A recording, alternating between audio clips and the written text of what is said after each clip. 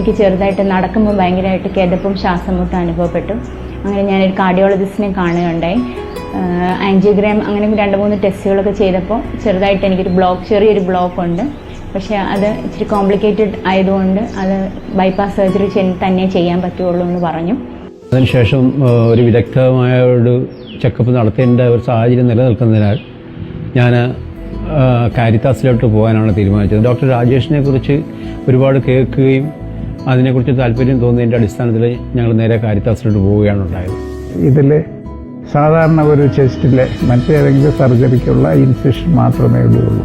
Incision തന്നെ വളരെ ചെറുതായിരുന്നു. അപ്പോൾ എനിക്കെന്ന് വെച്ചാൽ ഇത്ര ചെറിയ ഇൻസിഷനിൽ കൂടി എങ്ങനെ ഇത് ചെയ്യുമെന്ന് ഞാൻ ഒരു സെക്കൻഡ് ആലോചിച്ച് പോയി. ചെസ്റ്റ് തുറക്കോട്ടമേ ചെയ്യുമ്പോൾ അത് മുഴുവൻ തൊറാക്സ് അത് ഹീൽ ചെയ്യാനുള്ള സമയം കൂടുതലെടുക്കും. എൻ്റെ മോർബിഡിറ്റി കൂടുതലാണ്. പക്ഷേ അതുകൊണ്ടാണ് ഞാൻ ഇത് ഓപ്റ്റ് ചെയ്തത്. Doctor Rajesh Ramankutty, chief cardiac surgeon, Caritas hospital, Kottayam. Keyhole bypass surgery. It's an evolution in treatment of cardiac ailments. ഇന്ത്യയിൽ തന്നെ കയ്യിലെണ്ണാവുന്ന ഒരു 5-6 സെൻറ്റേഴ്സിലെ ഈ ട്രീറ്റ്മെൻറ്റ് അവൈലബിൾ ആയിട്ടുള്ളൂ. കേരളത്തിൽ കാരിത്താസിൽ മാത്രമാണ് ഇതുള്ളത്. ഞങ്ങളത് വളരെ ഈസിലി അപ്രോച്ചബിൾ ആൻഡ് അഫോർഡബിൾ ആയിട്ട്